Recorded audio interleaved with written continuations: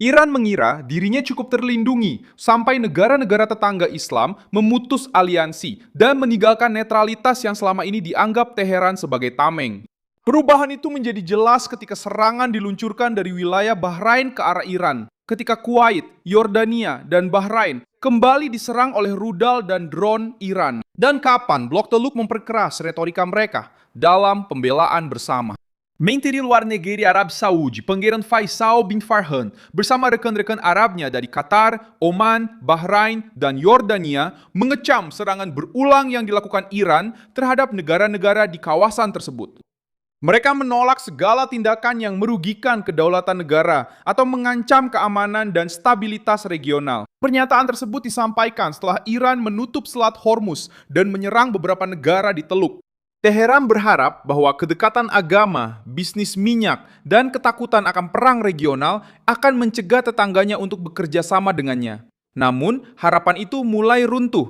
Bahrain sudah muncul sebagai titik peluncuran serangan terhadap wilayah Iran.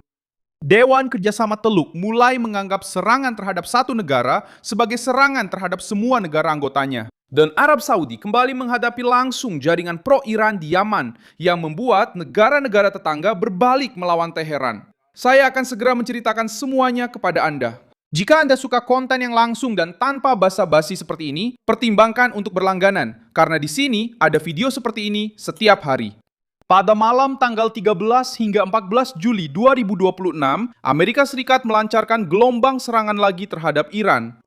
Komando Pusat melaporkan bahwa serangan tersebut mengenai sistem pertahanan udara, radar pesisir, dan kapal-kapal kecil yang terkait dengan kemampuan Iran untuk mengendalikan pintu masuk Teluk. Sistem HIMARS menjadi pusat dari perubahan ini karena sinyal politik dari kehadirannya. Pada bulan Maret, video yang telah diverifikasi menunjukkan peluncuran rudal dari Bahrain menuju wilayah Iran. Para ahli mengatakan bahwa dari peluncur tersebut tampaknya adalah Mark Makento dan 42 HIMARS.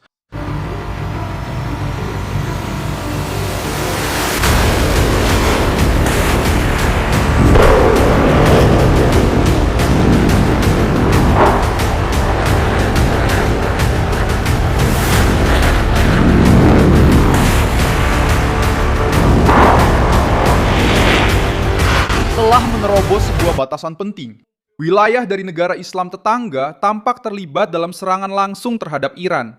Faktor geografis menambah bobot dari temuan ini. Iran dikelilingi oleh negara-negara yang menjalin kerjasama militer dengan Amerika Serikat dan bergantung pada keamanan jalur laut untuk menjual minyak dan gas. Teheran percaya bahwa rasa takut akan pembalasan akan membuat pemerintah-pemerintah tersebut menjauh. Namun, serangan-serangan Iran justru menghasilkan efek sebaliknya. Bahrain mencegat ancaman udara baru dan Yordania menembak jatuh 4 rudal yang memasuki wilayah udaranya pada 14 Juli. Dewan Kerjasama Teluk bereaksi bersama-sama. Yordania menembak jatuh 4 rudal yang memasuki wilayah udaranya pada 14 Juli. Dalam pernyataan pada 9 Juli, negara-negara anggota mengutuk serangan Iran terhadap kapal-kapal Arab Saudi dan Qatar di Selat Hormuz, serta serangan terhadap Bahrain dan Kuwait. Kelompok tersebut menyatakan bahwa keamanan mereka tidak dapat dipisahkan dan membela hak untuk merespons secara individu maupun kolektif. Uni Emirat Arab juga mengutuk pada 13 Juli serangan terhadap Bahrain, Kuwait, dan Yordania. Upaya lama untuk menyeimbangkan dialog dengan Teheran dan kemitraan dengan Washington makin tersisih di tengah rudal-rudal yang melintasi perbatasan. Disitulah tekanan terhadap Iran meningkat. Toleransi pun menurun. Kecaman-kecaman kini dilakukan secara bersama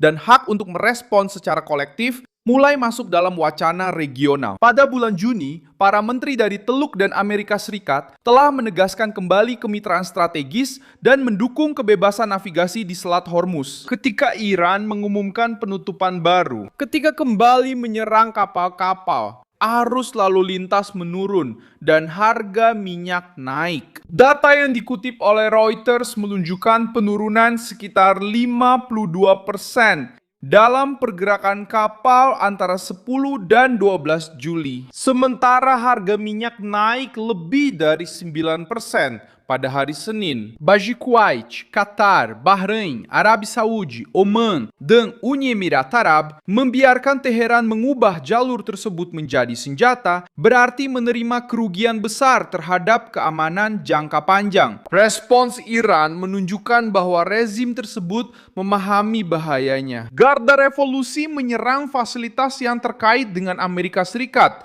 di Bahrain, Kuwait, dan Yordania, serta mengancam pemerintah yang bekerja sama dengan Washington. Angkatan Bersenjata Republik Islam Iran akan menghadapi segala bentuk gangguan dan ketidakamanan terhadap pelayaran kapal dagang. Iran akan menghadapi dengan tegas setiap kapal dagang atau kapal tanker yang menyimpang dari jalurnya, yang diarahkan oleh tentara penjajah dan perompak Amerika Serikat, serta tidak memiliki izin dari Angkatan Bersenjata. Dan tindakan tegasnya dari Garda Revolusi Islam dan Tentara Republik Islam Iran dalam beberapa hari terakhir adalah buktinya. Para pemimpin negara-negara di kawasan diperingatkan bahwa setiap kerjasama dengan Amerika Serikat dan setiap dukungan logistik kepada tentaranya yang menyerang akan dianggap sebagai tindakan perang terhadap kedaulatan dan keamanan nasional Iran. Jika perang semakin memanas di kawasan, api konflik akan melanda semua negara di kawasan tersebut. Pada 14 Juli, Iran menyatakan telah meluncurkan rudal ke sebuah pangkalan Amerika Serikat di Yordania. Pasukan Yordania mengatakan telah mencegat 4 proyektil. Namun, upaya untuk mengintimidasi negara tetangga justru memperkuat persatuan melawan Teheran dan memperkuat argumen untuk pertahanan bersama yang baru. Konfrontasi itu juga memengaruhi kapal-kapal yang menopang ekonomi regional. Kementerian Pertahanan Uni Emirat Arab melaporkan bahwa 2 kapal tanker minyak milik Emirat terkena rudal jelajah Iran saat berlayar di jalur selatan Selat Hormuz di perairan Oman. Bagi pemerintah negara-negara Teluk, serangan tersebut memperkuat pandangan bahwa rezim Iran sudah tidak lagi membedakan antara tekanan terhadap Washington dan agresi terhadap tetangganya sendiri. Arab Saudi juga kembali berada di garis depan menghadapi kekuatan yang berhubungan dengan Iran. Pada 13 Juli, pemerintah Yaman yang diakui secara internasional dan didukung oleh Riyadh menyerang landasan pacu Bandara Sanaa untuk mencegah pendaratan pesawat Iran yang menurut otoritas melanggar kedaulatan Yaman. Putar ke sini, kembali. Saat ini, para pemirsa yang budiman, seperti yang dapat Anda lihat, serangan udara agresif terjadi di Bandara Internasional Sanaa hingga saat ini, dengan 2 serangan yang mengenai landasan pacu, landasan pendaratan, dan lepas landas di sini, seperti yang dapat Anda lihat.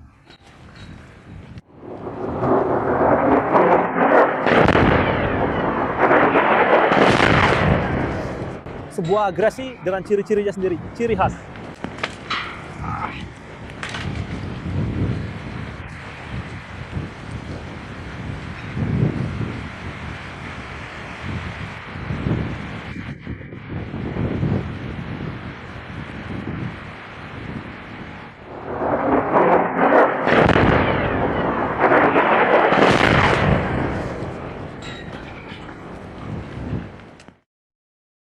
Houthi menuduh Arab Saudi melakukan serangan tersebut dan membalas dengan menembakkan rudal ke Bandara Aba. Pertahanan Arab Saudi menyatakan telah mencegat proyektil tersebut.